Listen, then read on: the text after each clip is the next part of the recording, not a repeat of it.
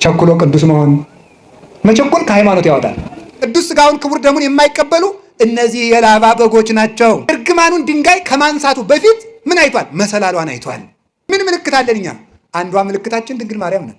ምልክት ያላቸው በጎች ለያዕቆብ፣ ምልክት የሌላቸው በጎች ለላባ። ኦሪት ዘፍጥረት ምዕራፍ 30 ቁጥር 41 ላይ የምናገኘው ኃይለ ቃል ነው። ያዕቆብን ሁላችሁ ታውቁታላችሁ። የይስሐቅ ታናሹ ልጅ ነው። በመቸኮላችን ምክንያት የምናጣው በጣም ብዙ ነገር አለ። በጣም ዓለምን የሚያውካት አሁን ችኮላ ነው። ቸኩሎ ማግባት፣ ቸኩሎ መመንኮስ፣ ቸኩሎ ቅዱስ መሆን፣ በቃ ቸኩሎ መምህር መሆን፣ ይሄ ሁሉ ማለት ነው። እንደዚህ ያለው ቸኩሎ መናገር። የእግዚአብሔር ሰዎችና የሰይጣን ሰዎች ምልክት አንደዋቹ ችኮላና መረጋጋት፣ ህዱእነት። ሌላው ቀርቶ 5 ዓመት የጸለይንበትን ጊዜ እግዚአብሔር ዛሬ መልስ በሚሰጥበት ጊዜ እኛ አኩርፈን ጥለን እንሄዳለን። መቸኮል ከሃይማኖት ያወጣል። የአንድ ካህን መዋረድ ለቤተክርስቲያን ውርደት ነው። የአንድ አባት መሰደብ የቤተክርስቲያን ስድብ ነው። ለዚያ ብሎ እግዚአብሔር ካህኑን ከነ ኃጢአቱ ይጠብቀዋል። እኛ ግን በመቸኮላችን ምክንያት ቸኩለን እግዚአብሔር ካለ ለምን እነዚህን ጠርጎ ያስወጣቸው ለምን አይገላቸውም ብሎ ቸኩሎ ከቤተክርስቲያን ይወጣ ሰዋል። ተው ሁሉ የየራሱን ሸክም ይሸከማል። አባ ጊዮርጊስ ዘጋስጫ ኤሳው የአዳም ምሳሌ ነው፣ ይስሐቅ የእግዚአብሔር ምሳሌ ነው። ታላቁ ልጁ ፈጣሪውን አላስደሰተም፣ አዳም ፈጣሪውን አስከፋ። ታናሹ ልጅ የታላቁን ልብስ ለብሶ አባቱን ደስ አሰኘ ማለት የአዳምን ስጋ ለብሶ ለአባቱ ራሱን የተወደደ መስዋዕት አድርጎ ያቀረበ ክርስቶስ ነው። እግዚአብሔር ለያዕቆብ የሰጠው የበረከት ቀጠሮ በቤተ ክርስቲያን ጸንቶ ይገኛል ይላል ቅዱስ ዮሐንስ አፈወርቅ። በቤተ ክርስቲያን ጸንቶ ይገኛል። ጳውሎስ ምን ይላል? የሴት ሁሉ ራስ ወንድ ነው ማለት ምን ማለት? ሴት ልጅ ለሔዋንነት ከደረሰች በሙሉ አይምሯ ወንድ ነው የሚያስብ ማለት ነው፣ ሌላ አይደለም። ስለዚህ የሴት ራሷ ማን ነው? ወንድ ነው። የድንግል ማርያም ራስ ግን እግዚአብሔር ነው ይላል ዮሐንስ ደማስቆ።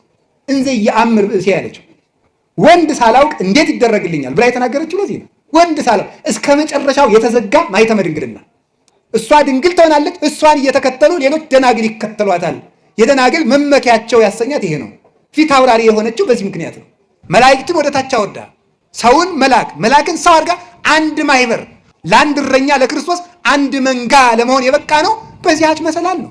እንዲሁም ቅዱስ ዮሐንስ አፈወርቅ ይላል መናፍቃን እናመሰግናችኋለን ለእናንተ መልስ ለመስጠት የረሳናቸውን መጻሕፍት ሁሉ እንድንመረምር አድርጋችሁናል። መለወጥ የሌለበት ድንግልና ያላት ምርጥ ቃይቱ ማርያም ሰበሰበችን ይላል። ማህበራችን ባርኪ። የማህበር እመቤት እመቤታችን ናት። የጉባኤ እናት እመቤታችን ናት። ተመልከቱ። ምቅዳህ ዘምስጢር ያላት ቅዱስ ያሬድ ለዚህ ነው። የምስጢር መቅጃ አላት። ተመልከቱ። ክርስቶስ እስኪመጣ ድረስ የምሕረት ይቅርታ አልተሰጠም። እርግማን በላያችን ላይ ነበር። እርግማኑን ድንጋይ ከማንሳቱ በፊት ምን አይቷል? መሰላሏን አይቷል። ክርስቶስ እርግማናችንን አስወገደልን ከማለት በፊት ድንግል ማርያምን መረጣት ማለት ይቀድማል። ሰው ይላሉ አባቶች፣ ሰው ከነገረ ክርስቶስ አስቀድሞ ነገረ ማርያምን መማር አለበት። ከነገረ ማርያም አስቀድሞ ትንቢተ ነቢያትን መማር አለበት ያሉ ለዚህ ነው። እግዚአብሔር ውጭ ተለፍቶ ተነግዶ መጨረሻ ላይ ሊያ ነው ሲነጋ ማለት ነው። ሲነጋ ያው ነው። ያዕቆብ መከራውን ያልሰለቸው የሚወዳትን ራሔልን ስለሚያውቅ ነው። ቅዱሳንን መከራ ያልሰለቻቸው የመንግስተ ሰማያትን ውበት ስለሚያውቅ ነው። በቀዝቃዛ ውሃ መንግስተ ሰማያትን የሚሰጥ ነጋዴ እግዚአብሔር ብቻ ነው። እግዚአብሔር ብቻ ነው። አብዛኞቹ የእግዚአብሔር ቅዱሳን በግ ጠባቂዎች ናቸው። የሚገርማቸው ዳዊት በግ ጠባቂ ነው። ሙሴ በግ ጠባቂ ነው። አብርሃም በግ ጠባቂ ነው።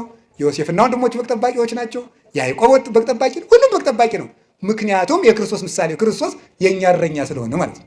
የእሱ ምሳሌዎች ስለሆነ የማይጨበጥ ተስፋ መስጠት የአጋንንት ምናቸው ነው? መለያቸው ነው። የማይጨበጥ ተስፋ መስጠት ነውር እኮ ነው። የአጋንንት ጠባያቸው ነው። የመናፍቃን ጠባያቸው ነው። ጌታ ኢየሱስ ይላል በቅርብ ቀን መኪና ይኖራል። ላይኖርም ይችላል። የማይጨበጥ ተስፋ አንሰማም። ቅዱስ ጳውሎስ ያለው በመከራ ከመሰልነው በክብር እንመስለዋለን። ከክርስቶስ ጋር እንሞታለን፣ ከክርስቶስ ጋር እንነሳለን። ሂዱና ዓለምን ወንጌል አስተምራችሁ ደቀ መዛሙርት ያድርጓቸው ስላለ ክርስቶስን እያስተማሩ ክርስቶስን እየሰበኩ በልቡናቸው እያሳደሩ በክርስቶስ ስም እየጠሩ እክህደከ ሰይጣን እያሉ አምን በከርስቶስ አምላኬ እያሉ አጋንንትን እያስካዱ ላባን እያስካዱ ያጠምቋቸዋል።